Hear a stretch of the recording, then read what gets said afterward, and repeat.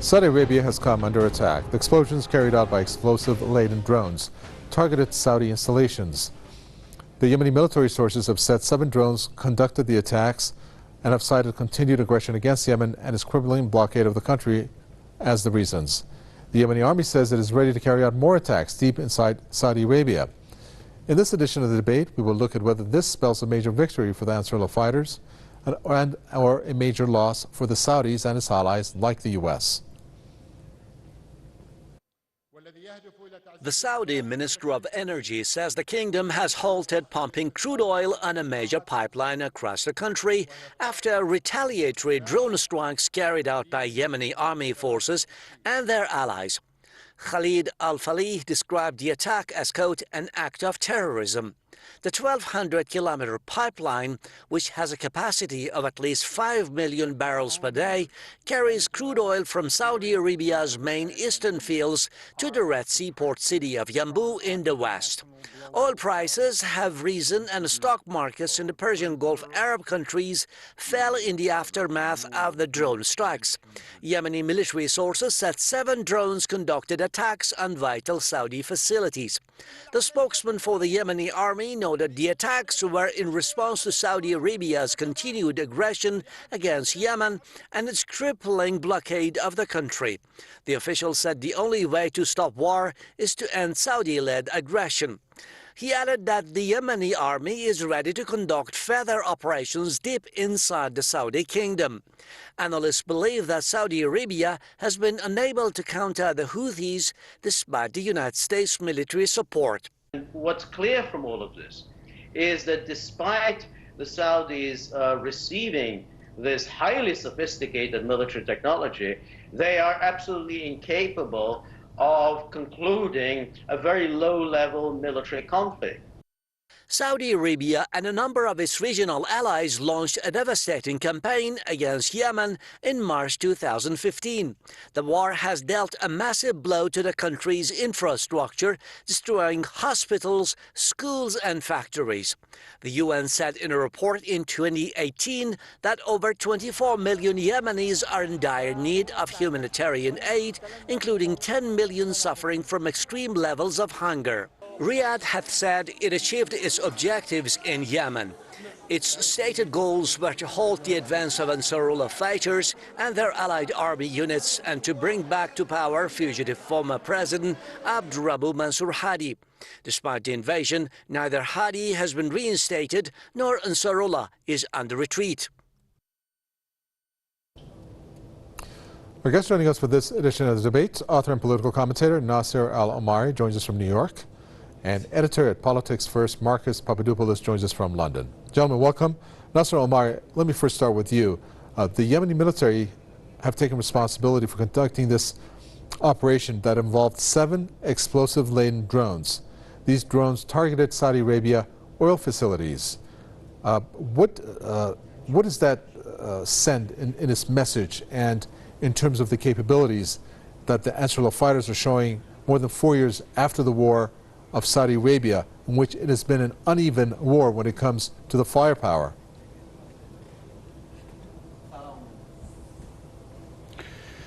Yeah, it means that the Houthis have not been defeated, and they are still capable of hurting a country of the size of Saudi Arabia after 4 years, as you said.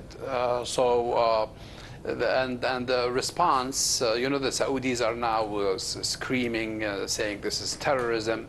Well, this is a war. You have been hitting schools, and you've been killing school children, funeral homes. We have seen the Saudis targeting hospitals. So when the Saudis say this is terrorism, you know, what in the world are you doing bombing Yemenis in their hospitals and schools? So that argument doesn't make any sense. So yeah, this is a war. You are hitting them with everything that you have, and they're hitting you back. Now, do we want to see this? Nobody wants to see the Saudis or the Yemenis, you know, killing each other and going to war. But this is a choice. This is a war of choice by the Saudi regime. They chose to go into Yemen. They chose to starve the people. And they chose to hit them with missiles instead of helping this poor country with the same billions of dollars that they're spending on weapons. So yeah, this is a catastrophe, and it was brought to Yemen by the Saudi royal family because of their lack of vision for Saudi Arabia or for Yemen. So they are basically, they are reaping the havoc on the region, and they're paying a price for their own actions. Well, I'm curious, Marcus Papadopoulos, what's going on inside the mind of the young prince MBS when he takes a look at what has happened today and overall assesses, if he does, the fact that it's been over 4 years and they have not been able to defeat a country or the Ansarullah fighters and the territory that they represent, which is very uneven, as I mentioned, in terms of firepower. What is it that makes them still continue this war, never mind the cost that it incurs on the kingdom? Well, by all accounts, Mohammed bin Salman has psychopathic tendencies. And if a human being has psychopathic tendencies, then they are going to continue with their brutal course, regardless of the human cost. Mohammed bin Salman knows very well that tens of thousands of Yemeni civilians, including babies and toddlers, have been massacred by his war machine, the Saudi Arabian war machine. Nonetheless, he persists. Why? Because he wants to achieve his objective at all costs, even if that means slaughtering every man, woman and child in Yemen. He will persist with that. Now that the military of Yemen has taken the fight to Saudi Arabia, I don't believe that's going to make Mr. bin Salman think twice, because Mr. bin Salman, not only does he not care about the civilians in Yemen, he doesn't really care about civilians in his own country. People who have psychopathic tendencies care about themselves and themselves only. But if I can just come at this from another perspective as well, it is clear, abundantly clear, that tension in the Middle East is rising and rising dramatically. Yes, we can say that the immediate cause of the tension in regard to Yemen is Saudi Arabia, whether that is absolutely correct. But the ultimate cause of this dramatic rise in tension is, of course, the United States of America. If the American government said, as we are discussing now, to Saudi Arabia, you must cease your war in Yemen, then the Saudis will do that. It is not in the interest of Saudi Arabia to go against the instructions of their masters. If they did, then America could have another recourse. They could stop supplying Saudi Arabia with military equipment. They could stop supplying them with spare parts. They could stop maintaining the Saudi Arabian aircraft, which is visiting tremendous damage on Yemen. So if the Americans did one of the two, then the war in Yemen would come to a very, very quick end. But that is not going to happen. And of course, in recent days, we have seen 2 Saudi Arabian oil tankers go up in flames. Now, the Americans, no surprise, are blaming Iran. It is my contention that it is conceivable, and probably more than conceivable, that American special services are behind these attacks. Why? Because it will allow Mr. Trump to increase momentum, to increase the pressure on Iran, a country he has a visceral disliking on. And there's a second factor as well, which I would cite in support of my theory, that it's a way of the Americans saying to their Gulf allies, Saudi Arabia and UAE, that they are incapable of defending their oil tankers. They are incapable of defending the oil supply lines. Therefore, there needs to be more American military equipment sold to both countries, and there needs to be a greater American military influence in the region. So yes, Saudi Arabia is the cause of the conflict in Yemen in the short term, but ultimately it is America that is responsible for this conflict and with the tension stemming from it. Okay, we're going to break it down, what Marcus Papadopoulos said there, Nasser Al-Amari, into two parts to get a reaction from you. The first part about how the U.S. can stop this war at any time, were it to be through a phone call or whatever means. Does that give, I guess, credence to what Trump did, vetoing the Yemen Powers Resolution? That was the second veto ever since he took office, where he basically just knocked down the fact that this Yemen war should not end, it needs to continue. And of course, interestingly, he said the resolution is, and I'm quoting, an unnecessary, dangerous attempt to weaken my constitutional authorities, endangering the lives of American citizens and brave service members, both today and in the future. What do you make of his statement there?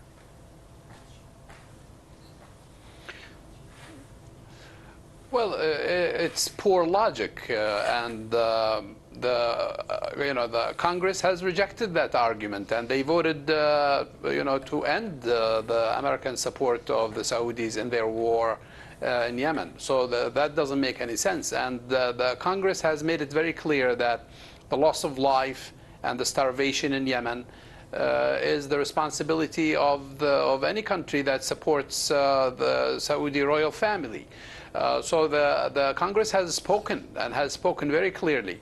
But I would say that the Trump administration has been dragged into the Yemeni conflict.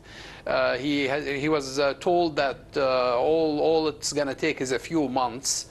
But this is a dangerous war for Saudi Arabia. It has been going on for a very long time, and it's irritating for the Saudis. I don't think that they're enjoying being in Yemen, but they can't leave and they can't win. So this is a serious problem, and I think the Trump administration believes that if they fight a little more, somehow the Houthis are going to be defeated. It doesn't look like that the Houthis are about to give up based on their statements, and now they're capable of hitting Saudi Arabia. So once again, the Trump administration, as well as previous administrations, are trying to solve Middle Eastern problems using force, using dictation. They want to dictate to the Palestinians. They want to dictate peace and the type of peace to the Palestinians. They want to dictate to the Yemenis. And somehow everything has to be done in accordance with what Mohammed bin Salman wants. So that doesn't make any sense. This is an example of this misguided American policy. The Trump administration is supporting the dictators in the Middle East. They are standing against the people, and they are supporting these authoritarian regimes against people. And then they wonder why nothing is working for the American policy in the region. I believe that Mohammed bin Salman is dragging the United States into complete failure in the Middle East. We need to break this down a little bit, Marcus Papadopoulos, or repeat this and really get an understanding of why the U.S. President Donald Trump used his veto power to make sure that the war in Yemen continues. First of all, what does that show? Does that mean that the U.S. wants, obviously it wants the war to continue, but is that against the Saudi wishes, do you think? Because at this point, and we're going to talk about this a little bit more, they have used every means, the Saudis and its alliance, to try to win this war, and they're not able to do so. But that veto that the U.S. President used shows that the U.S. has intentions for this war to continue. What are they? Well, it's very clear to anyone who has been following Saudi Arabia's savage war against Yemen that Riyadh has underestimated the resolve of the Yemeni people and has overestimated its own military capabilities.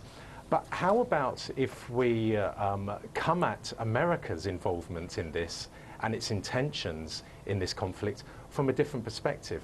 How about if the Trump administration, and I mean Mr. Trump, I mean John Bolton, I mean Mike Pompeo, how about if they actually want this war to continue indefinitely? I would argue that there is credence to that theory. Why? Because it allows Trump, Bolton and Pompeo to be able to keep on maintaining this argument that the conflict in Yemen is as a result of, quote, Iranian interference.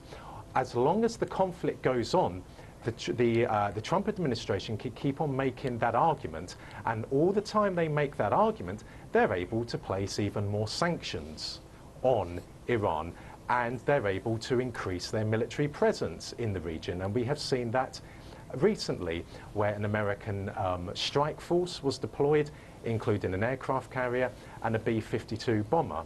There's a second reason that can be cited as to why Trump wants the war in Yemen to continue, because war is a racket. The Americans, since 2015, since this dreadful war against the people of Yemen began, the Americans have sold billions of dollars worth of equipment to Saudi Arabia. And we know that Donald Trump is all about money. He is all about America selling as much as it can in the world, regardless of the fact if it's totally immoral, regardless of the fact if toddlers and babies are being slaughtered by American weapons.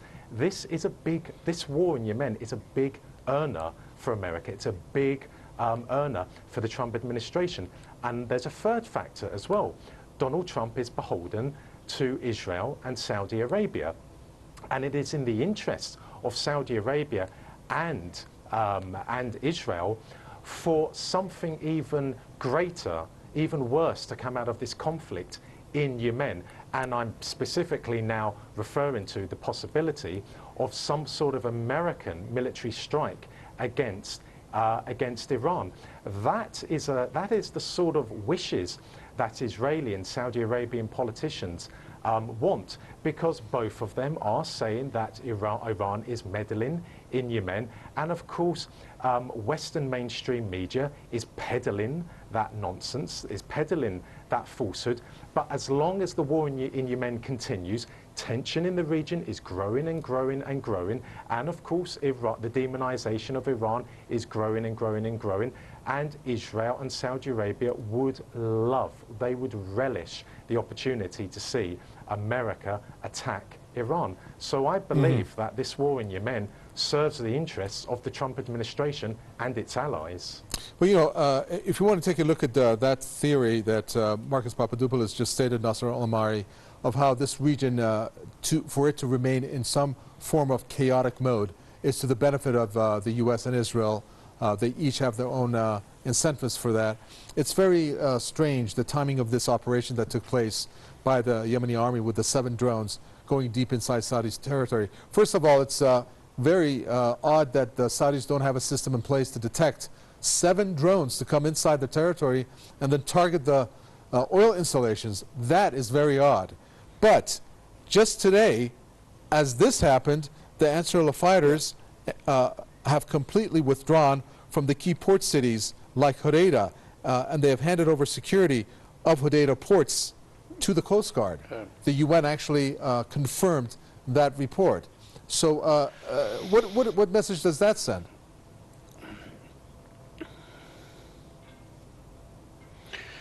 Well, it's very confusing, but it sends a key message, and that is the Houthis do not trust the Saudis. They do not view the Saudis as a moral intervention.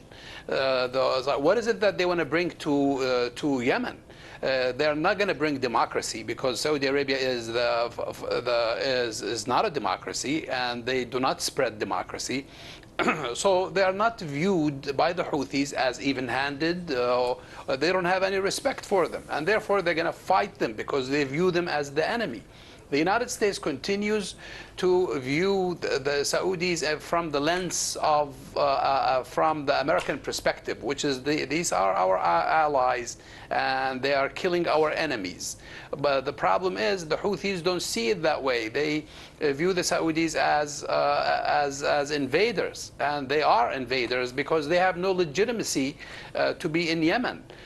Say what you want about the Houthis, but this is their country. Even if they are trying to take over power, this is their country. The Saudis have no moral authority. They don't have an authorization from the United Nations to intervene in Yemen.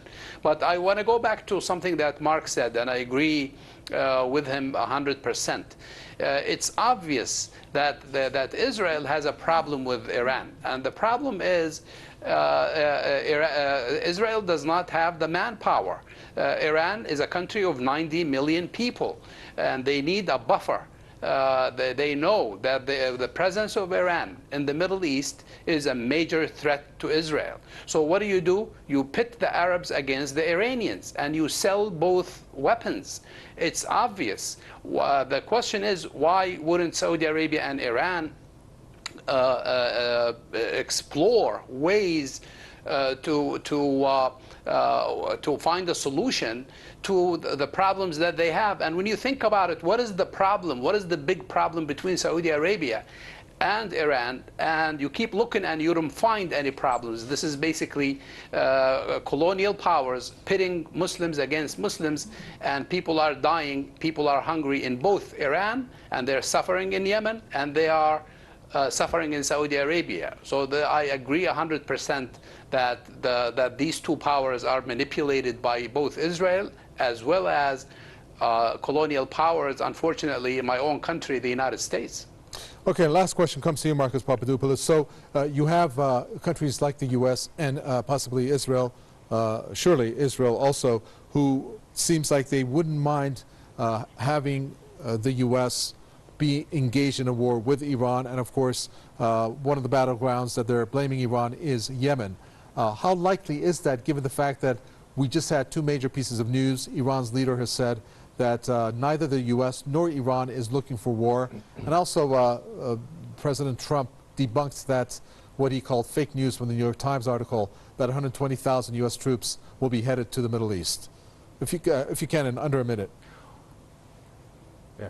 Well, look, if Iran had a weak military, if Iran had a weak economy, then there is no doubt in my mind whatsoever that the Trump administration would launch a military campaign against Iran to topple the Iranian government and to destroy the Iranian revolution. I have no doubt about that. In an ideal world for the White House, they would like to see Iran return to the days when the country was a vassal state of America. But, and this is a big, crucial but, the Iranian economy is robust. The Iranian military is extremely powerful. The Iranian people are extremely patriotic. And that is why I do not believe that there will be a war between America and Iran. The Americans will continue to apply more and more sanctions on Iran to try and asphyxiate the Iranian economy. But I believe that is as far as it will go, because if the Americans ever launched a campaign against Iran, they would suffer tremendous casualties. Okay, thank you very much for that. Author and political commentator Nasser Omari spoke to us from New York. And thank you, Marcus Papadopoulos, editor at Politics First. Thanks for tuning in to another edition of The Debate. From me, Kavita's entire team in the capital, Tehran, is goodbye.